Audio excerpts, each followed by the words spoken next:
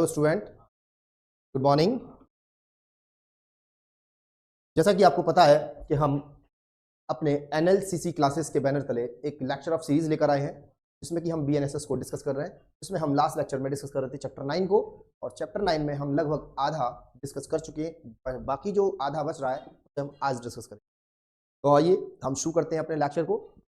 तो हम इसमें बात कर रहे थे सेक्शन 9 की, चैप्टर 9 की। चैप्टर 9 में हम सेक्शन 128 तक पढ़ चुके हैं, कि आगे हम अब डिस्कस करेंगे। देखिए सेक्शन 129 जैसा कि आप स्क्रीन पर देख पा रहे होंगे। सेक्शन 129 क्या है? कुछ हैबिचुअल ऑफेंडर्स होते हैं। देखिए, security for good behaviour from habitual offenders. कुछ हैबिचुअल ऑफेंडर से क्या कराने के लिए? उनसे गुड बिहेवियर को मेंटेन कराने के लिए, मेंटेन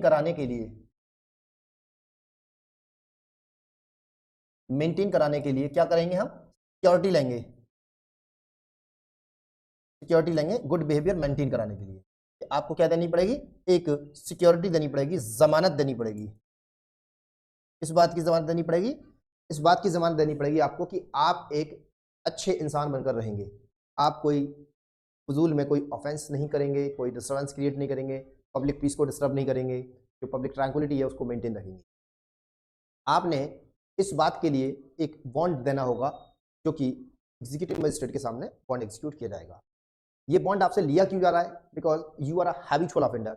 आप एक आदतन अपराधी हैं और आप आए दिन इसी तरह के मामले क्रिएट करते रहते हैं। आप आए दिन बार बार क्या करते हैं? आप इसी तरह के मामलों को क्रिएट कर पब्लिक पीस को डिस्टर्ब करते हैं, पब्लिक ट्रैंक्विलिटी को उसका मेंटेनेंस खराब करते हैं। ये सारी बातें आपके जरिए की जा रही हैं। तो हम आपसे क्या करेंगे? बॉन्ड एग्जीक्यूट कराएंगे for the maintaining the good behaviour. Good behaviour को लेकर आपको क्या करना होगा? आपको रॉबर है, लुटेरा है,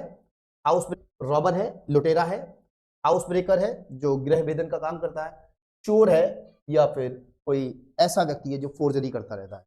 आदतन अपराधी है व्यक्ति, कैसा है? लुटेरा है, ये हाउस ब्रेकर है, ये थीफ है, या फिर ये फोर्जर है, या फिर ये आदतन स्टोलन प्रॉपर्टी को रिसीवर है, उसको प्राप्त करता है, ये जानते हुए भी कि वो प्रॉपर्टी कैसी है, वो चोरी की है। आगे देखिए, हैबिचुअली प्रोस्पेक्ट्स और हार्बर्स थीव्स।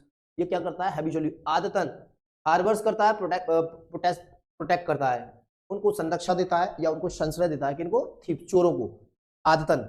और एड्स इन दी कंसीलमेंट और disposal of the stolen property, और मदद फराहम करता है, मदद प्रोवाइड करता है, किस बात के लिए? छुपाने के लिए और उसका डिस्पोजल करने के लिए। किस चीज का? स्टोलन प्रॉपर्टी का।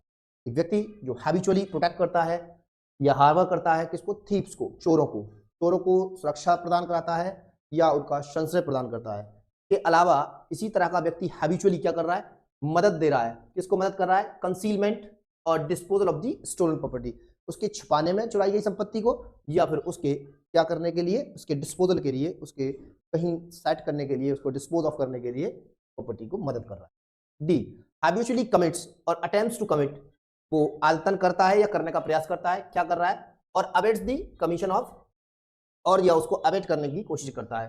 क्या कर रहे हैं? The offence of the kidnapping, abduction, extortion, cheating, mischief और any offence punishable under chapter 10 of the BNS 2023 और under the section 178, 179, 180, 181 of the Samhita.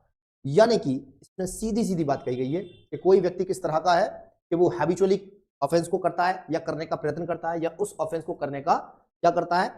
Abetment करता है, अवेट्स करता है उसको। किस ऑफेंस को? Kidnapping, abduction, extortion, cheating, mischief और any other offence punishable under the chapter 10 of BNS और अंडर दी 78, 179, 180 और 181 ऑफ दी बीएनएसएस। इसके अधीन किया गया कोई अपराध वो हैबिचुअली करता रहता है इस तरह के व्यक्ति से। आगे देखिए, ई, habitually commits or attempts to commit or abates the commission of the offense involving a breach of the peace। एक ऐसा अपराध हैबिचुअली करता रहता है या हैबिचुअली करने का प्रयास करता रहता है या उसे करने का अबेटमेंट करता रहता है, जिससे क्या हो? उसमें ये शामिल हो ऐसी ब्रीच ऑफ पीस को शामिल किया गया। फाइनली, हैबिचुअली कमिट्स और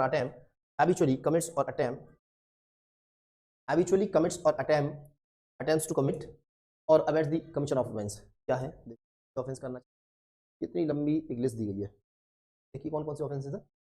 एनी ऑफेंस अंडर वन और more of the following acts namely, पहला the drugs and cosmetics act 1940, the foreigners act 1946, the employees provident fund and miscellaneous provisions of act 1952, the Essential Commodities Act 1955, the Production of the Civil Rights Act 1955, the Customs Act 1962, the Food Safety and Standards Act 2006। इस तरह के offences में भी वो कैसा है, वो habitually इस तरह के एक्ट में दिए गए ऑफेंसेस को बार बार करता रहता है, उसको भी क्या करेंगे लास्ट देगी इसमें class 2।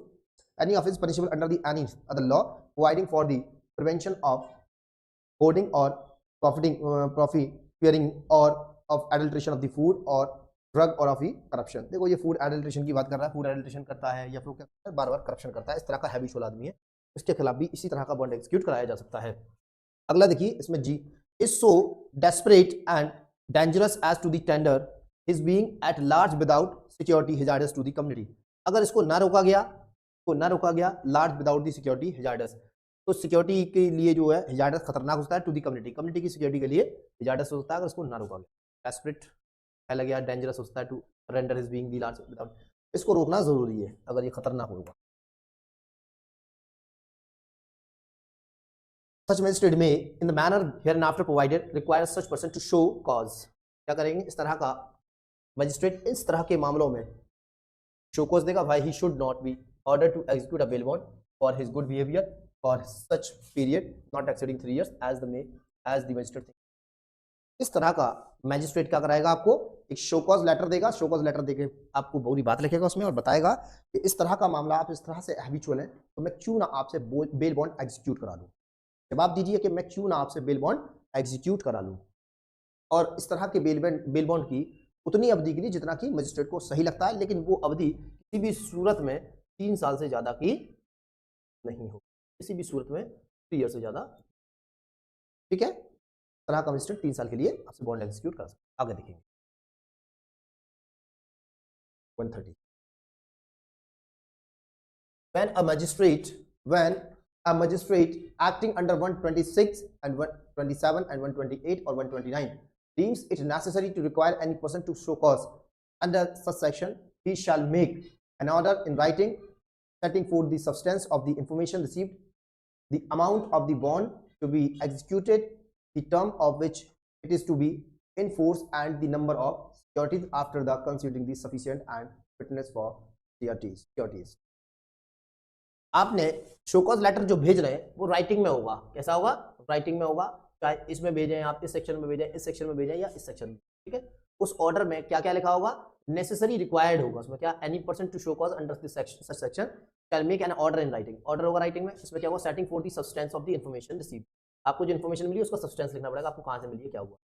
The amount of the bond executed, और उसमें ऐसे बॉन्ड का अमाउंट खोलना पड़ेगा, कितने अमाउंट का आपको बॉन्ड देना है। The term of which it is in force, और उसमें वो टाइम लिखना होगा जितने टाइम के लिए आपको बॉन्ड एग्जीक्यूट करना है। And the number of the sureties, और नंबर ऑफ श्योरिटीज लिखने होंगे कितने होंगे। After the considering sufficient and fitness for the और कंसीडर कब किया जाएगा उसे, देख लेंगे, सफिशिएंसी देखेंगे और उसकी फिटनेस फॉर दी श्योरिटीज, अगर वो सफिशिएंट है और वो क्या है, फिट है उसके लिए, तो हम ये सब चीज़ें उस लेटर में लिख करते हैं। जैसे अगर मुझे कोई शो कॉज लेटर दे रहा है और मुझसे कोई जमानत मांग रहा है, मैं आपको बताना पड़ेगा ना पूरी बात मजिस्ट्रेट को कि मुझे किस ग्राउंड पर ये सब चीज़ दी जा रही है, कि इन्फॉर्मेशन का जो भी सब्सटेंस होगा वो बताइए, आपने सिक्योरिटीज़ कितने चाहिए वो बताइए, आप कितने अमाउंट के चाहिए ये बताइए, आप ये सारी चीज़ें आपको, ठीक है, और वो राइटिंग में होगा। आगे देखिए 31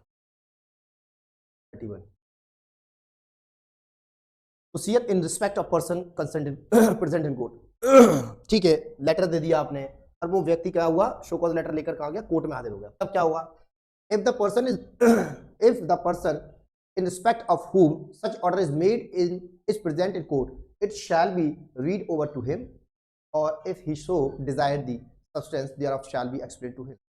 ऐसा व्यक्ति जब आता है, यदि वो हाजिर है, whom such order is made is present in court, तो it shall be read over him, उसे पढ़कर सुनाया जाएगा।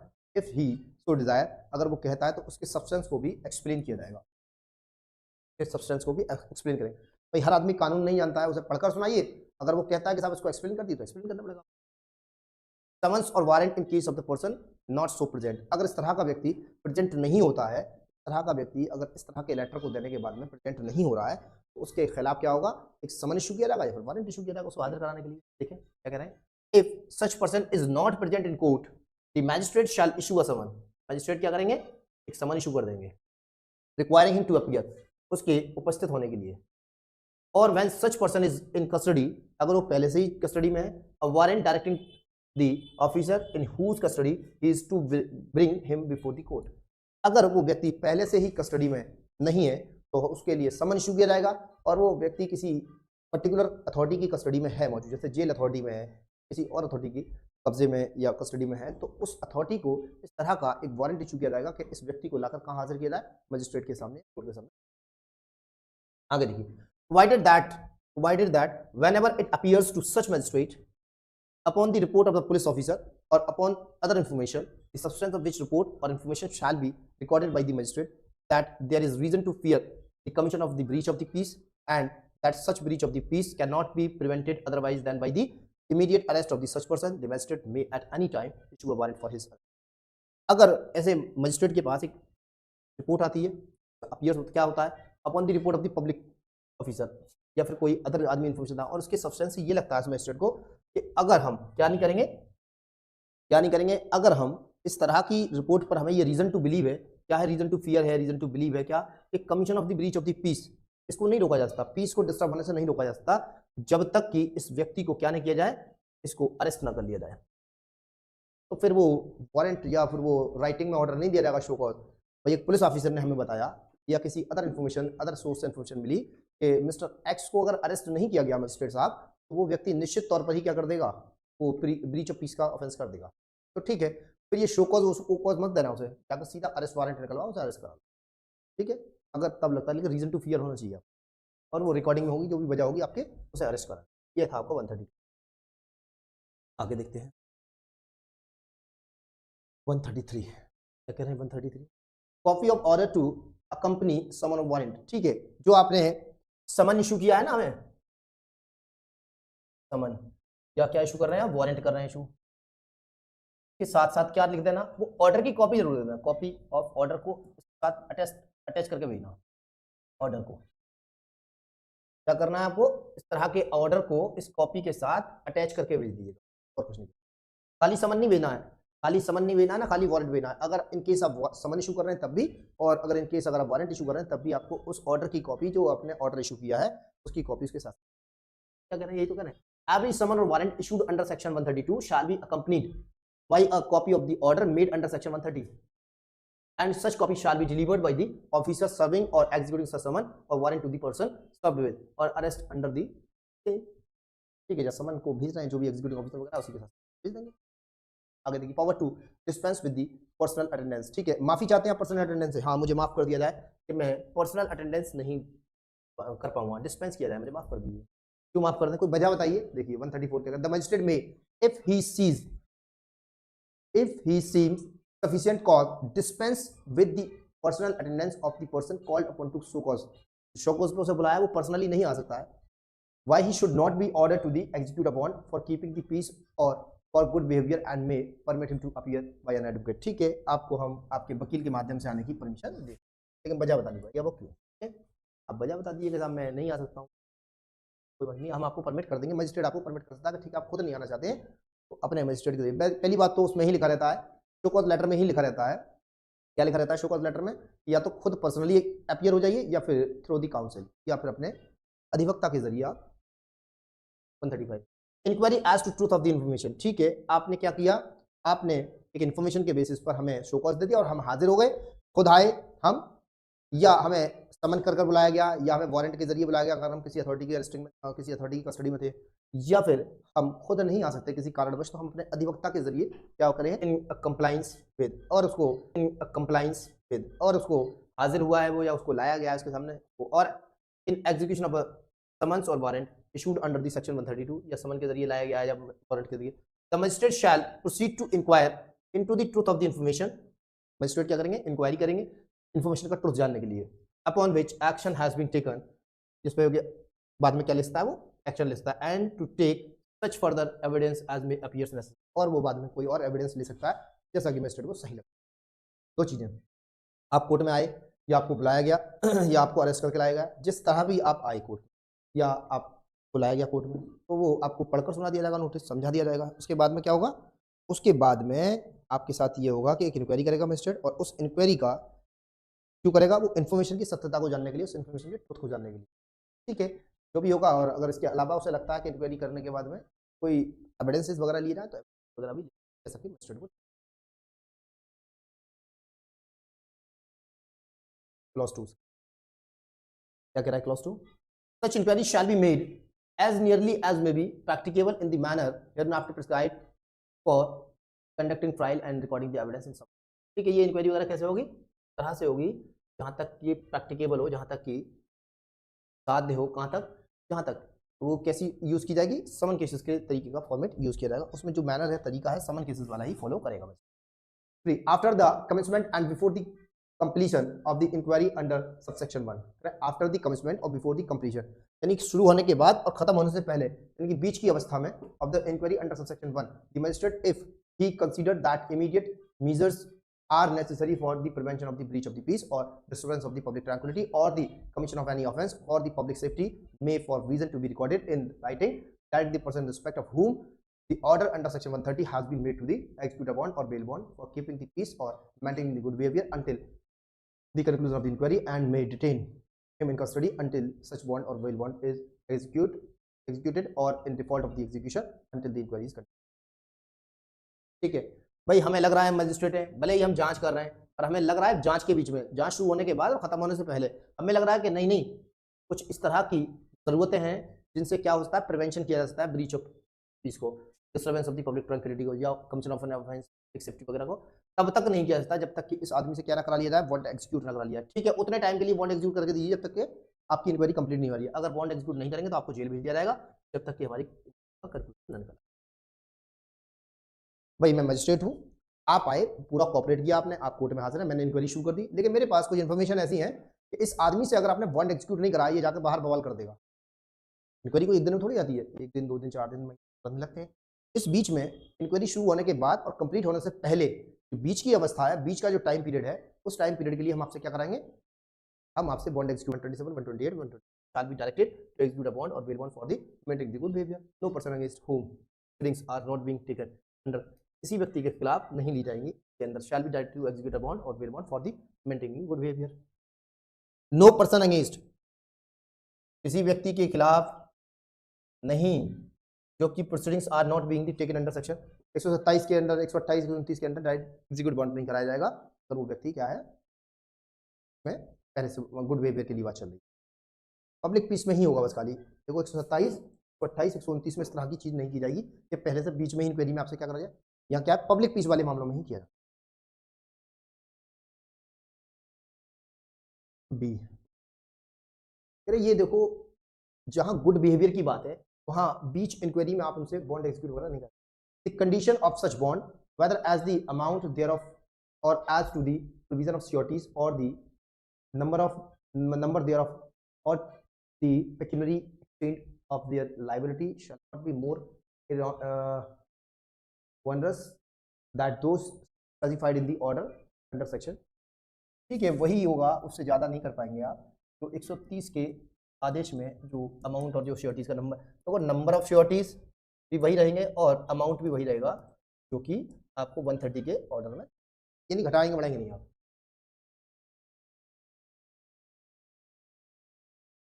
ठीक है, ठीक है, वही रहेगा, शैल नॉट बी मोर, से ज़्यादा नहीं किया जाएगा जो 130 में आपको दिया। Fourth, for the purpose of this separate नहीं कर पाता है तो ये मान लिया जाएगा, क्या माना जाएगा, वो ऑटोमेटिकली टर्मिनेट हो जाएंगे। लेकिन अगर कोई स्पेशल वजह है तो टाइम को बढ़ाया भी जा सकता है, लेकिन मजिस्ट्रेट ऐसी वजहों को, स्पेशल रीजंस को रिकॉर्ड करेगा राइटिंग में। नहीं है इसमें, बहुत सच है, पढ़ते जाइए बस। Provided that where any person has been kept in detention pending such inquiry, the proceedings against the person unless terminated earlier shall stand terminated by the period। ठीक है भाई, हमारे पास कितना टाइम था, 6 महीना। किसी आदमी ने बॉन्ड मांगा गया, उसे जेल भेज दिया मान लीजिए। ठीक है, अब इंक्वायरी चल रही है, अब मान लीजिए इंक्वायरी चल रही है तो 6 महीने के अंदर इंक्वायरी हो जाएगी कंप्लीट। अगर इंक्वायरी में से मान लिया कि ये बेकसूर है, छोड़ दो, रिलीज करो, अब मान लीजिए इंक्वायरी पेंडिंग है, 6 महीने से ज्यादा हुए, 7 महीने हुए, तो इसको तुरंत छोड़ दिया जाएगा, इंक्वायरी कंप्लीट हो या ना हो, इसका मतलब नहीं। यानी आपके पास टाइम कितना था, आपके पास टाइम था 6 महीने, विद इन 6 मंथ्स आपको कंप्लीट करनी थी इंक्वायरी, आपने लगा दी उसमें 7 महीने, तो जैसे ही 6 महीने से ज्यादा हुए, यानी 6 महीना 1 दिन हुए, अपनी रिलीजिंग की आप एप्लीकेशन लगा दीजिए कि आपका जो प्रिस्क्राइब टाइम था 6 महीना, उसको आपने एक्सटेंड कर दिया, आप उसको एक्सीड कर गए, उसे क्रॉस कर गए, तो ये दिस केस में भी release shall be on bail. ठीक है, तो किस पे हमने आपका राइट हो जाएगा, right to release on bail, bail पर आप छोड़ तुरंत। और अगर ये टाइम अगर आपका लैप्स नहीं किया गया, इंक्वायरी जो भी पहले हो, अगर टाइम से पहले आपकी इंक्वायरी हो गई तो छूट जाएंगे आप, अगर आप दोषी नहीं पाया। Where any direction is made under subsection 6 permitting the continuance of the proceedings, the passenger may, on an application made to him by the aggrieved party, vacate such direction if he is satisfied that it was not based on any special reason for or was preserved। ठीक है, अगर इस तरह की जो 6 में दिया गया जो टाइम पीरियड है वो खत्म हो गया और आपने एप्लीकेशन क्या करेगा कि पार्टी है जो इस तरह का direction he is satisfied that was not based on any special, अगर वो किसी स्पेशल रीजन पे बेस्ड नहीं है एक्सटेंशन, तो क्या करेगा, भाई मैं मजिस्ट्रेट हूँ, 6 महीने का टाइम निकल गया, मैंने इंक्वायरी की और मैंने बढ़ा दिया उस टाइम, आप चैलेंज कर सकते हैं कहाँ पर, सेशन जज के यहाँ पर, और सेशन जज के यहाँ ये साबित कर दीजिए कि कोई स्पेशल रीजन नहीं है। अगर आपने सर्टिफाई कर दिया सेशन जज को कि कोई स्पेशल रीजन यहाँ पे एग्जिस्ट नहीं करता है, तो इस तरह का सेशन जज क्या करेगा, इस तरह की इंक्वायरी को जो टाइम बढ़ाएगा उसको और आपको ये आपका पूरा 136 दे 136 136 if upon such inquiry it is proved that it is necessary for keeping the peace or maintaining good behavior, as the case may be, that the person in respect of whom the inquiry is made should execute a bond or bail bond order accordingly। Order होगा, देखें, और to give security. ठीक है, security अब आपको पाया गया, inquiry के बाद पाया गया नहीं नहीं तुम इस तरह के आदमी हो, तुम हैबिचुअल ऑफेंडर, तुमसे पीस डिस्टर्ब हो जाएगी, तुम गुड बिहेवियर मेंटेन करके नहीं रह सकते। ठीक है, तुमसे क्या लिया जाएगा, एक ऑर्डर को करा जाएगा और वो सिक्योरिटी के लिए ऑर्डर लिया जाएगा। ठीक है, आप क्या करिए, अब अपनी सिक्योरिटी को जमा कराइए, आप अपनी सिक्योरिटी लेके आइए। क्या करेंगे, provided that no person shall be order to give security for a nature different from or of an amount larger than or a period longer than that specified in the order made the third. ठीक है, कोई भी चीज ज्यादा नहीं होनी चाहिए। जो 130 का नोटिस आपने हमें पहले दिया था उसमें नंबर ऑफ सिक्योरिटीज कितने थे, स्पेसिफाइड जो भी था, कितना अमाउंट के थे, कितना पीरियड के थे, वो सब का सब वही रहेगा जो 130 में आपने हमें नोटिस। अब बढ़ाया घटाया नहीं जाएगा, जो आपने 130 में मुझे नोटिस भेजा शो कॉज लेटर कि भाई इतना अमाउंट होना चाहिए, इतने सिक्योरिटीज लगेंगे, इतने टाइम पीरियड के लिए होगा, वही टाइम रहेगा, इससे घटाया बढ़ाया नहीं जा सकता। अगर देखिए the amount of every bond or bail bond shall be fixed due with due regard to the circumstances of the case and shall be exercisable.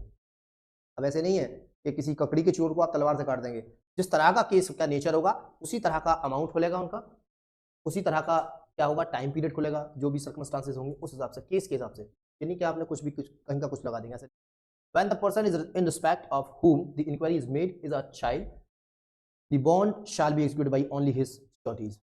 ठीक है, when the person is respect of the whom the inquiry is made is a child, ठीक है, child है, बच्चा है, तो the bond shall be executed only his securities। ठीक है, तो फिर आपकी श्योरिटीज के लगेंगे, से खुद का बॉन्ड नहीं लग सकता, बच्चे हो ना आप इसलिए। ठीक है, आगे देखें क्या करें, क्या हुआ, डिस्चार्ज हो गया आप, discharge of person inform against, जिसके खिलाफ इन्फॉर्मेशन थी उसको डिस्चार्ज कर दिया। If on an inquiry under section 135 it is not proved that it is necessary for keeping the peace or maintaining good behavior, as the case may be, that the person in respect of whom the inquiry is made should execute a bond or make an action, shall make entry on the record to that effect, and if such person is in custody only the purpose of the inquiry shall release him, तुरंत छोड़ दिया जाए उसे, और if such person is not in custody shall discharge him।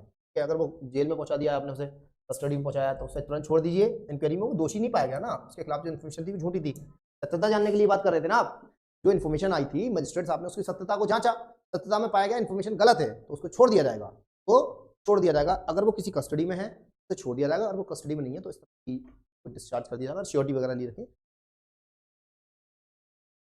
Commencement of period for which security is required, if any person in respect of whom an order requiring security is made under the section 125 136 is at the time such order is made sentenced to or undergoing a sentence of the imprisonment period for which such security is required shall commence on the expiration of.